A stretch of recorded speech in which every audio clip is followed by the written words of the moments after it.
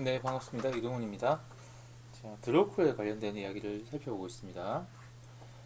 드로우콜을 어떻게 하면 횟수를 줄일 수 있느냐는 이슈로 지난 시간에 일단은 화면의 씬 컴플렉시티를 갖다 줄이기 위해서 렌더링된 오브젝트를 줄이기 위한 전통적인 컴퓨터 그래픽스 기법 뷰 프로스톰 컬링에서 니어 파 그래핑 플레인을 거리를 줄인다거나, 자, 오클루전 컬링을 적용한다거나, LOD 레벨 오브 디테일로 다단계 메시들을 갖다가 우리 구성하는 이야기를 했었고요.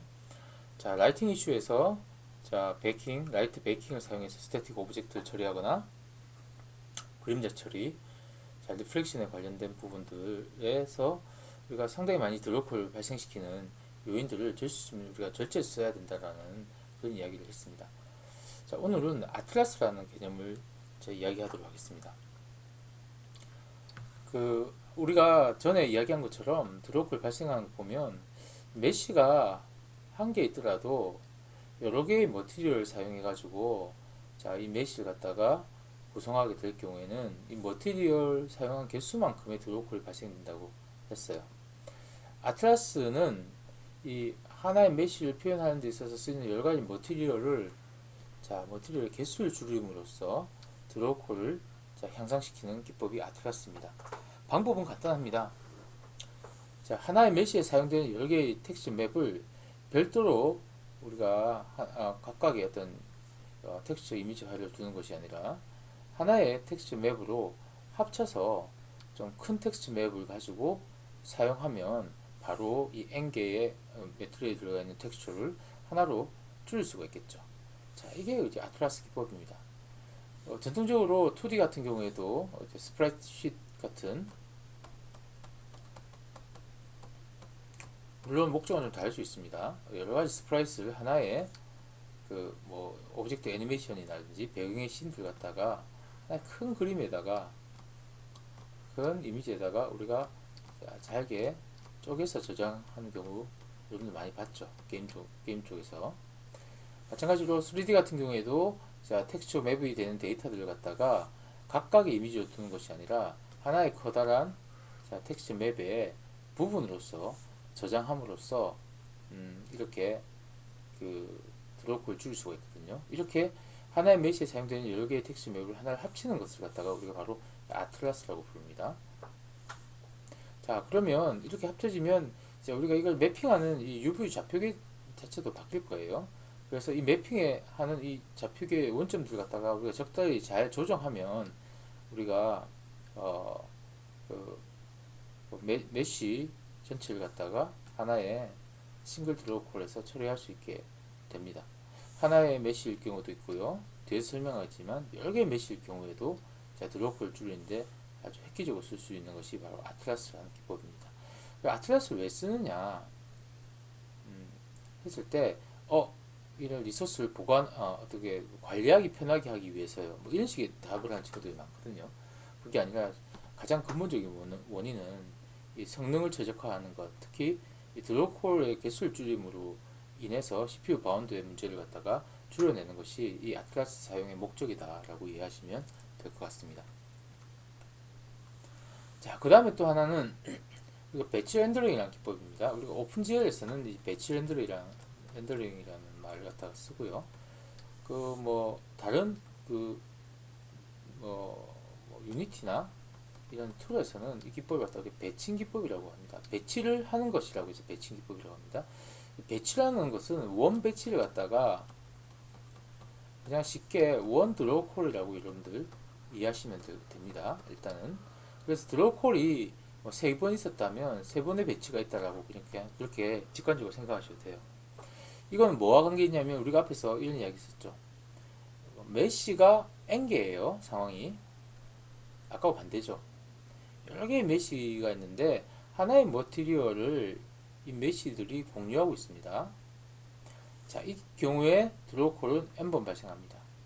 이번에는 이 메시 n개를 갖다가 메시 한 개로 결합시켜 가지고 드로우콜을 줄여내는 형태의 기법, 이런 접근 방법이 바로 배칭 기법이라고 생각하시면 됩니다.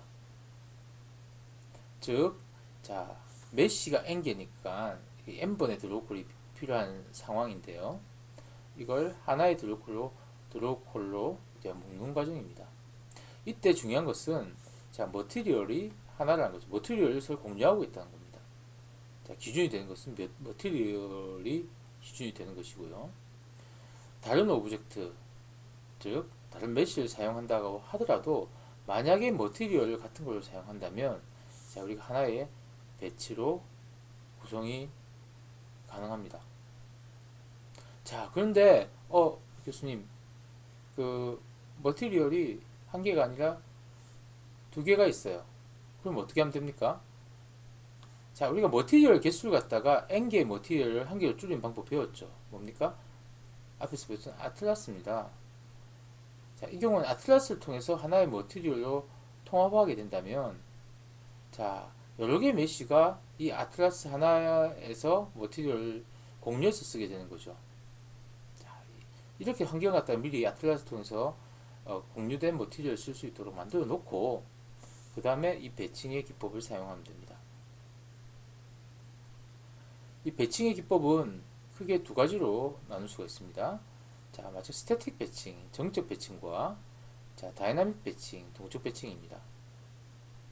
정적 배칭은 아까 우리가 스태틱 오브젝트라고 이야기를 했었죠. 라이팅에서 지난 시간에. 자, 정적인 것, 움직이지 않는 어떤 게임 오브젝트를 큰 메쉬로 합쳐서 더 빠르게 렌더링하는 기법을 정적 매칭이라고 합니다.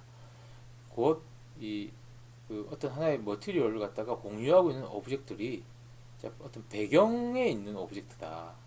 배경에 있는 오브젝트들, 뭐 건물이라든지 그렇죠. 어떤 프랍들 같은 경우는 움직이지 않는 프랍들이 많죠. 그 녀석들이 동일 머티리얼을 공유하고 있다. 이때 쓰는 게 정적 배칭 기법이다 라고 이해하시면 될 것 같고요. 동적 배칭은 반대겠죠. 움직이는 녀석들입니다. 자, 이 경우에는 우리가 어떤 조건이 메쉬가 충분히 작은 경우에는 이 동적 배칭을 써도 괜찮습니다. 자, 왜냐하면 움직이기 때문에 이 메쉬의 정점 자체가 CPU에 트랜스폼 돼요. 정점 정보가 계속 초당 바뀐단 말이죠. 그렇죠? 이 정점 정보에 대한 처리도 같이 해줘야 되기 때문에 메쉬에 대한 그룹화가 정적 배칭에 비해서는 상당히 좀 많은 데이터를 요구합니다. 자, 그래서 메쉬가 충분히 작은 경우에는 이 다이나믹 배칭도 유효한 기법이다 라고 생각하시면 좋을 것 같아요. 좀 아시겠습니까? 자, 일단은 이렇게 생각합시다. 메쉬가 n개 있는데 머티리얼을 서로 공유하고 있을 경우, 자, 이 경우에는 n번의 드로우콜이 필요하지만 이 메쉬 n개를 자, 하나의 메쉬로 통합함으로써 드로우콜을 갖다가 획기적으로 줄일 수 있는 방법, 이것이 바로 배칭 기법이다 생각하시면 될 것 같습니다. 자, 정적 배칭은 말씀드린 바와 같이 정적이고 움직이지 않는 오브젝트에 적용이 됩니다. 주로 배경이 되겠죠. 배경 오브젝트. 자, 동적 배칭보다 정적 배칭이 훨씬 많이 쓰입니다. 왜? 효율적이니까요. 왜? 동적은 매번 배칭 구성을 하기 위해서 버텍스의 연산이 필요하다. 왜? 그 오브젝트가 움직이는 오브젝트 버텍스의 위치값들이 계속 바뀌죠. 자, 그렇기 때문에 버텍스 연산이 필요하지만 정적 배칭은 그 자리에 항상 놓여져 있기 때문에 이러한 버텍스 연산이 따로 필요 없어서 효율적이다 라고 생각하시면 됩니다. 하지만 주의할 점은 메모리가 추가로 요구됩니다. 왜 그렇습니까? 오브젝트가 이런 오브젝트가 있고 이런 오브젝트가 있다면, 자, 사람 이런 오브젝트가 동일한 메쉬를 공유할 수 있는 경우는 없겠지만, 예를 들어서 자, 이런 오브젝트가 동일한 메쉬를 공유한다면 이거가 원래는 개별 메쉬로 처리되죠. 드로우콜 따로따로 드로우콜이 일어난단 말이에요.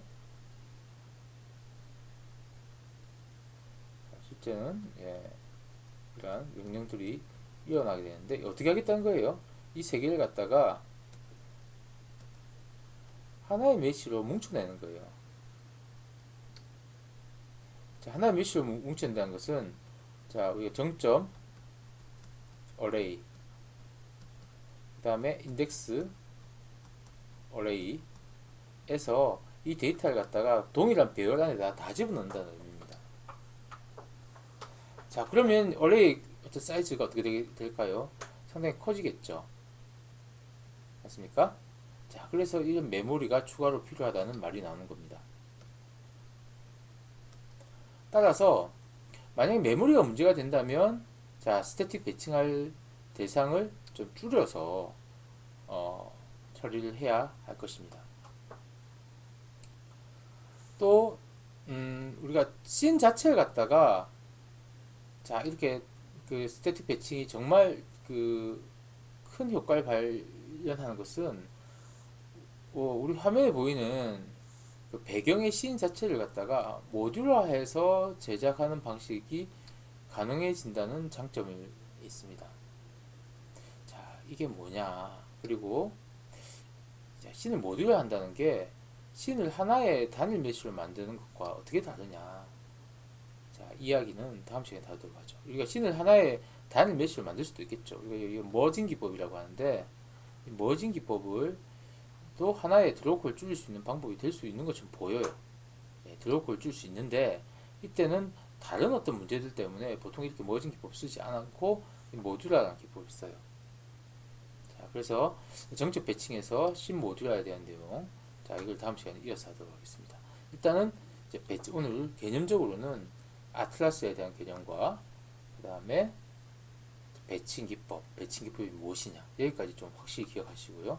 다음 시간에 조금 더 추가하여 정적 배칭에 관련된 에서 아주 효율적으로 쓰고 있는, 자, 모듈화 방식에 관련된 이야기부터 이어서 설명해 나가도록 하겠습니다. 네, 감사합니다.